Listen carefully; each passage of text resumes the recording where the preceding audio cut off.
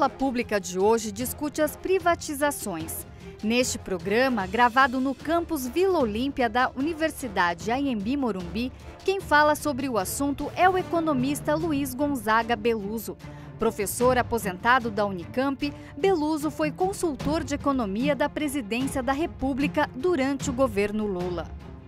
Diversos países do mundo discutem qual é o papel do Estado na economia. Nos debates, não há consenso sobre a função das empresas estatais e os projetos de privatização. Para grupos conservadores, a iniciativa privada deve assumir o processo econômico sem a regulamentação do Estado. Para os setores progressistas, o capital financeiro quer acabar com a função social do Estado para lucrar mais e remunerar acionistas. Mas, afinal, quais são os limites das empresas estatais na economia? Privatizar é a solução para o Estado?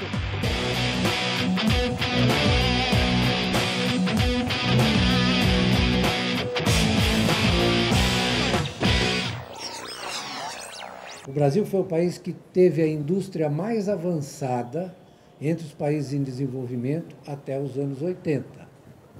Nós tínhamos aqui uma industrialização completa do ponto de vista do padrão tecnológico e produtivo até aquele momento. Então, como é que o Brasil se desenvolveu? A partir dessas oposições entre empresa pública e empresa privada? Não, foi uma articulação, não é? Uma articulação, uma construção do que as pessoas chamam mercado. Elas não sabem o que elas estão falando. Não sabem. O mercado é construído através de interações. O mercado não é um jogo entre indivíduos, muito menos entre indivíduos racionais. O mercado é um jogo entre instituições. São construídas.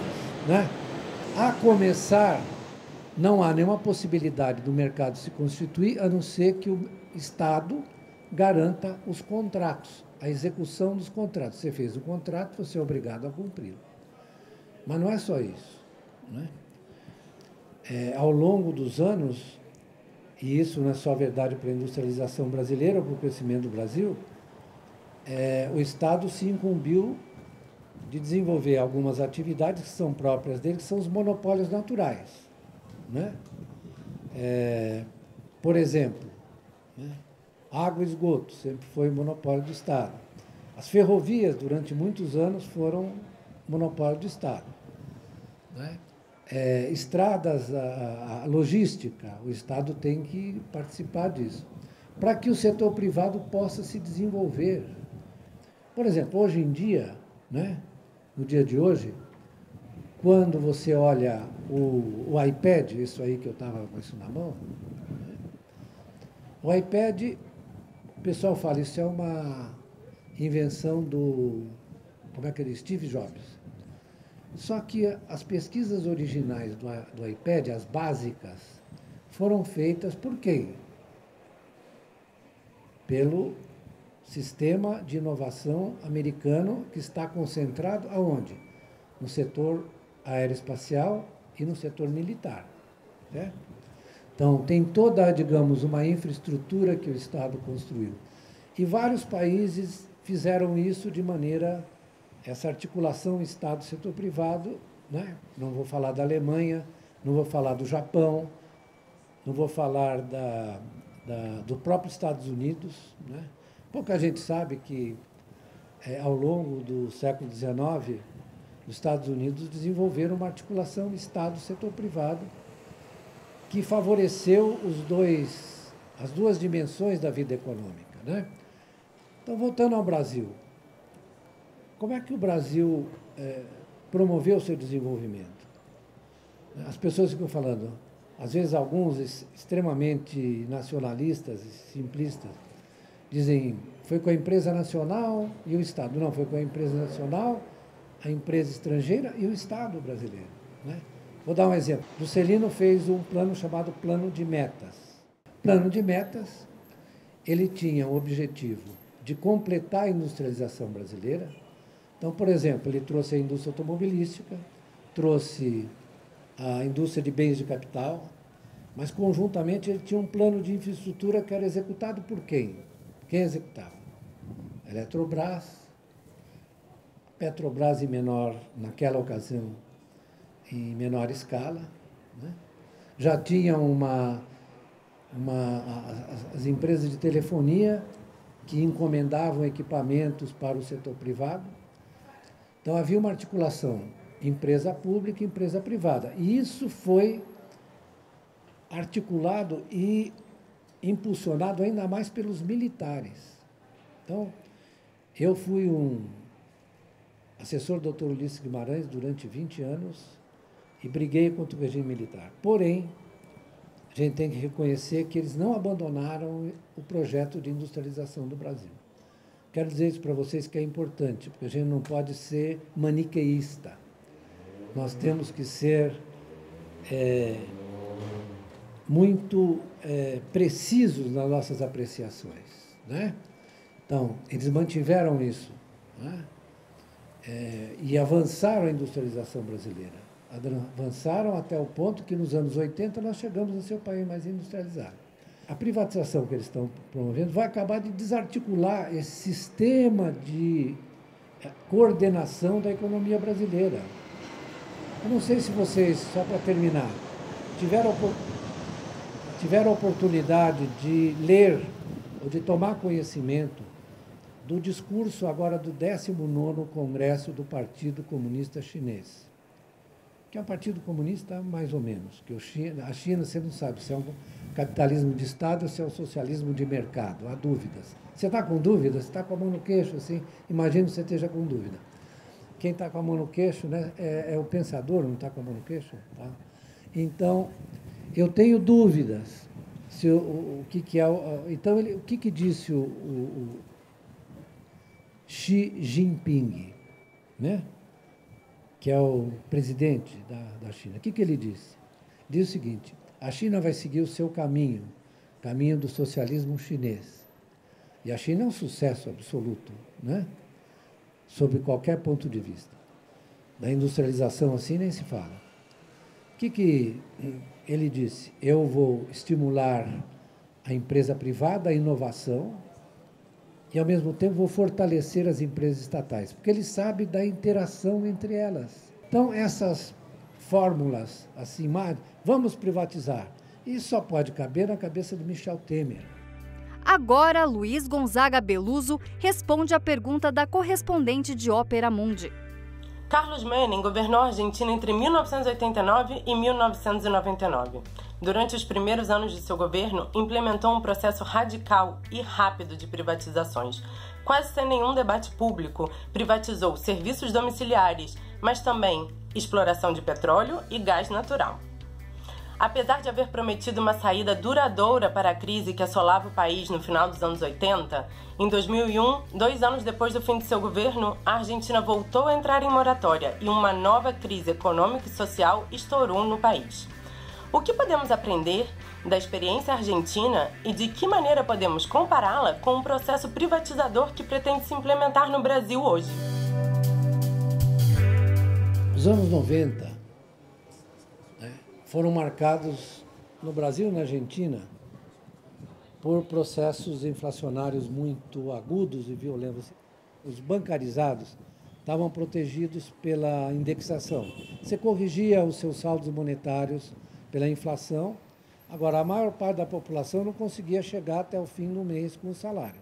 Porque a inflação, vocês terem uma ideia, a inflação chegou em 1989, um pouco antes do plano no Collor, e depois prosseguiu, em 80% ao mês.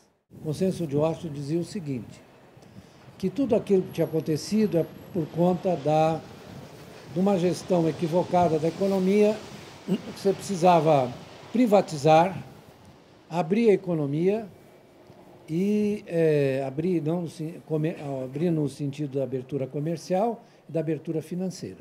Né? Isso coincidiu com o momento da economia mundial em que houve uma recessão forte nos Estados Unidos, no Japão, teve a crise japonesa, o Japão entrou numa crise terrível que durou 10 anos e está aí até hoje atrapalhando o desenvolvimento japonês. Né? O Japão é um país que crescia 10% ao ano, parecia a China nos anos 50 e 60, 70. Né? Mas, enfim, aí o Brasil recebeu um influxo de capitais, etc., e resolveu fazer o Plano Real.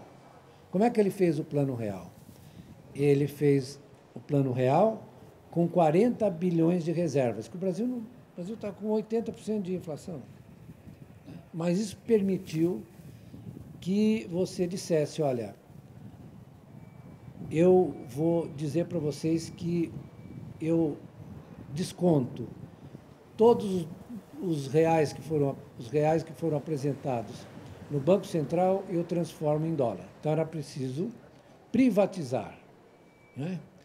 O Brasil iniciou um processo de privatização, privatizou muitas usinas hidrelétricas, privatizou a Vale do Rio Doce, privatizou uma série de empresas e arrecadou 176 bilhões de dólares na ocasião, precisamente.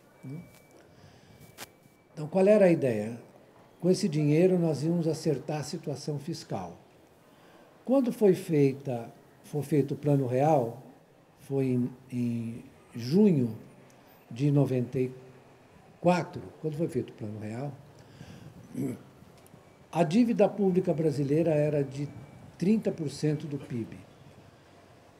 Porque antes o Plano Collor havia feito o sequestro da poupança e, na verdade, a poupança estava toda aplicada, eu estou simplificando, na dívida pública, e ele reduziu para 30% do PIB, que era uma relação muito baixa.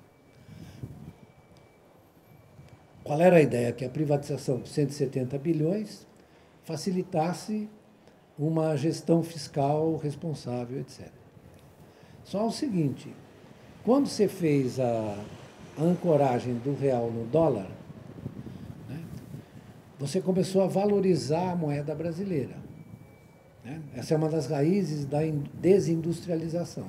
No momento que a China estava escalando, se transformando no maior produtor de manufaturas do mundo, o Brasil estava fragilizando a indústria com a valorização cambial. Porque quando você valoriza o câmbio, você torna as suas coisas mais caras em dólar e as importações mais baratas, não é isso? A gente comprava, eu me lembro, em 96, 97, você ia ao supermercado e tinha lá alface francesa, berinjela italiana, né? O carro estrangeiro era mais barato que o nacional. Né? Então, você fez uma farra de importações. Né? E começou a cair, a aumentar o déficit comercial. Nós saímos do superávit de 10 bi, chegamos em 98 com um déficit de 30 bi. Né? Mas não importa, o pessoal entrou na farra, porque câmbio valorizado é bom. Você viaja para Miami, né? Viaja para a Europa, compra coisa barata. Eu me lembro que meus filhos queriam que eu comprasse uma Pajero. E era mais barato que um carro brasileiro, que uma L200, né? Que eles queriam. E eu fui lá na revendedora, o cara falou para mim assim, o revendedor, o senhor pode fazer o financiamento em dólar? Eu falei, estou fora. Porque o financiamento em dólar era mais barato, entendeu? Aí é o seguinte, quem comprou em dólar, quando desvalorizou em 99, que era inevitável, né? Quando desvalorizou, o cara tem que devolver o carro, ele não conseguia pagar, depois da desvalorização, entendeu? Quem caiu nessa, que o real era igual ao dólar, é mentira, porque o real é uma moeda não conversível. Aí a dívida pública passou de 30, foi para 70, isso no período das... E aí o dinheiro todo da privatização, fiz toda essa churumela, o dinheiro da privatização foi sugado pelos juros, certo?